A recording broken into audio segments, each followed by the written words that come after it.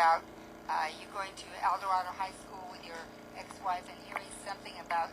Right, I heard about the ROTC program that got me interested, so I contacted the Air Force and submitted all the paperwork, and then I got selected to teach at Palo Verde. And you've been at Palo Verde for how long? 18 years. 18 years? My goodness, and you still look like you're 36. Thank you. It must be a good life. It is. And kids are great. And speaking of kids, before we talk to Madeleine again, how many kids do you have, sir? Tell us a little bit about that. I have 6 kids. 6? Oh my goodness. 12 grandkids. That's what's keeping you young then. And so, is Madeleine the youngest? She's the baby. And the eldest is? 47. 47. Retired Army. Okay, so were all of them born in America, or are they born all over the world? They were all born in America. Oh, okay. Sometimes when you're Ohio, California, and Nevada. So they can all become the president. Yes. You can all aspire to become the president, right, Madeleine? Yes. What's your career? You said you might consider going in the military, but if you didn't go in the military, are you going to be a doctor, a pilot? What's your future idea? I'm very interested in medical. Great answer. Wow, we need medical in this country really bad. Jeez, so... I'm not sure what I would focus on, but medical is definitely a very big possibility. Well, I encourage you to keep that up because we have a shortage of doctors here and everywhere else. Okay, Captain Doughty, I want to ask you, when I'm in the ROTC classroom, and it's an honor to be in the classroom, but I see a lot of trophies down, a lot of trophies. What are those trophies and are they for a lot of years? Those are all the trophies that the kids have earned for the last 18 or 17 years, because we haven't competed yet this year. But we host local competitions between all the ROTC units here in town. Some units come in from out of town. For example, this month we're going over to Canyon Springs, so they host a drill meet every year. Oh. And there'll be units from California, units from here in town. Wow. The kids will compete against the other schools, and then they're awarded trophies if they finish in the top third. That's great. So you're learning competition at a young age, huh? Yes, I went to 2 of them last year. And obviously you excelled. Yes. Yes, she won. Yes. So beyond beauty, you got brains. Thank you. I had to say something. So. I had to say something about this lady's beauty because I said to my husband, I said, I'm bringing beauty on the show, and her show needs a lot of beauty. So we're just recognizing that because there's a beauty pageant coming to this town soon. Brother Leo, will you tell us for just a moment about the beauty pageant? Absolutely. Miss 21st Century Las Vegas Beauty Pageant, which will be at Palo Station on March the 10th. Everybody's invited. Contestants can sign up now. Tickets are now on sale. You can buy them online at jjlnradio.info. Come into the studios of JJLN Radio at 3355 West Spring Mountain Road, Suite 242, or call on the phone 1-888-778-1436. Prize winning $2,500 for the first place winner and $500 for the second, $250 for the third. But all the publicity you get will be valueless. You can just not pay enough for what you're going to get. TV coverage, radio coverage, all kinds of online streaming coverage, just to be in the pageant at Palo Station on March the 10th, starting at 4 o'clock, doors open. Thank you, Brother Leo. Now, as long as we're on the subject of beauty, and I don't want to embarrass you, but you can wear your hair anyway, but I noticed one thing. I see your hair's down tonight, but when I've seen you in these official parades, your hair's always up. Is there a code of dress of your hair? Yes. For males, it can only exceed 1 1/4 inch up, and it can't be stylish. Oh. Normal styles. For females, we have to have it in a bun. No bangs out. 3 inches and a half? 3.5 inches? It can only be 3.5 inches. So you're very neat and very professional looking, all of you? Yes. So there's no young men with their pants falling down? Not in ROTC. That's why, folks, I love young people, and, when we were young, I think every generation has their own thing, but I just think that ROTC teaches discipline to the young people, right? Yes. I think I could have benefited. And I think kids like it. Kids like the discipline because it shows them that somebody cares about them. Yes. When somebody makes a rule and enforces it, it shows them that it shows love. Yes, because because now parents are so busy, they don't always have time. I even see young people where the parents are saying, you got a 2 or 3 year old, here's your little phone, you see the rubber ducky go back and forth, and I'm going like, oh, I'm glad they didn't have that when I was a kid. I really am. We got hands-on, parents-on attention, and with 6 kids, I'm sure your kids have got hands-on. More than some. I do understand that. Okay, let's talk community service.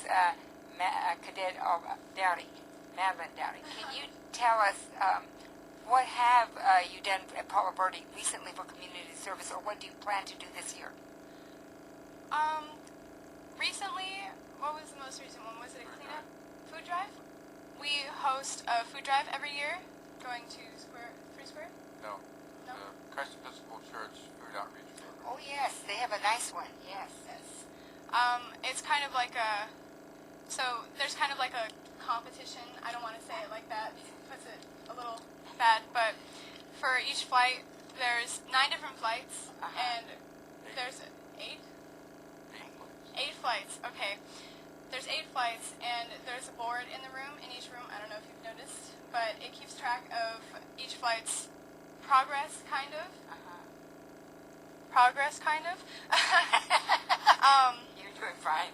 So for food drive, it's participation. So how many people put in food, that adds up participation for how many people there's in the flight, and then there's amount of food that so first person or highest, they'll get a little star next to the name.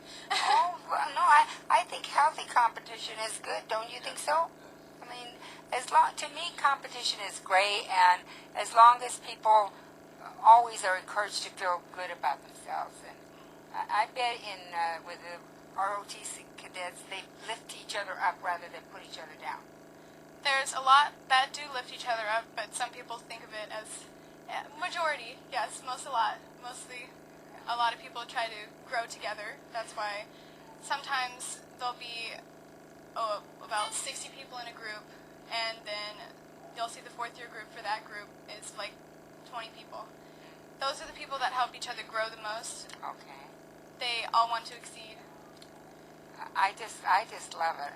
And so I guess what I'm trying to tell the listeners is ROTC kids, they become the cream of the crop because of the discipline and the teaching and the drills and the competitions, right? And because they want to be there. And they want to be there. And I'll tell you, in my day, I realized there was ROTC. We used to see a couple kids, there goes LNEs in ROTC, but we really didn't know about it. How do you get this word out to the parents, and how do the kids actually learn about it? Well, the current kids, they recruit just by walking around campus in their uniform. Okay. The ROTC kids have a reputation on Palo Verde, and I would argue that this is true at any school. For example, before Cimarron got their ROTC unit, the president of the school board came to me and wanted us to help them get the units sorted there because she thought it would change the climate at the school, and it does. Yeah. And whenever they need something done, for example, 5 or 6 years ago, they wanted to reorganize the library, so they asked us to bring kids up to help them do that because they knew the kids would be disciplined and do what needs to be done. Isn't that great? What a credit to your school. Now, I understand Palo Verde is a 5-star school. Is that because they have ROTC plus a baccalaureate program? I mean, what makes them 5-star? There's a lot of things that contribute to Palo Verde being a 5-star school. There's a lot of activities that's open for the students of all ages. I would say that ROTC does help a lot. Well, yes. There's lots of people in ROTC. I don't think people credit as much as they should, but there are lots of programs in general. That's wonderful. And I think tonight is a community service that you guys are doing by you being here and us talking on a worldwide level. We're telling people about this program. Now, is ROTC funded by the U.S. military, by the government? Who funds ROTC at the school? Who pays for this? Well, the Air Force pays for all the uniforms, all the textbooks, everything. The Air Force gives the kids everything they need to be successful. The school district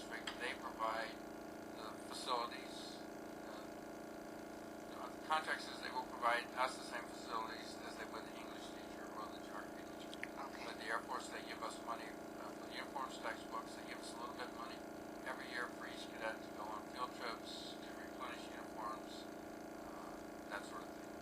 And then they split the cost on the instructor salaries. Oh, So okay. it's a good deal. It's good. You know, the kids, all they have to do is worry about keeping the uniforms clean, to upkeep, maintain the uniforms. But everything else the Air Force will give them to be successful. Okay, now you was talking about helping another school get a program. How many years has Palo Verde had a program? 18. Since you the started. program, yeah. Wow, so you really are senior, even though you don't look the age. Are you going to retire anytime in the near future? Well, Maddie has at least 2 more years before she graduates, and I want to be there while because it's so much fun coming to school every day with her and my other son. I can imagine. You don't ever get accused of nepotism or showing a little too much favor to your daughter, do you? I don't care about it. That's very funny.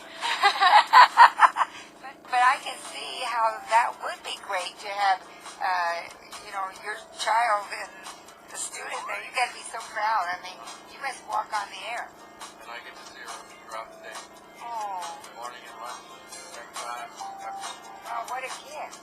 Unlike other children, I eat lunch with them. I think that's something really nice about your relationship, and I understand that because my dad was a World War II veteran, Clyde Andrew Espinosa, and I just lost him this past year. And hey, Daddy, if you're listening, you know I love you, and I would have been having lunch with him if I did you. Yes, we're going to break right now.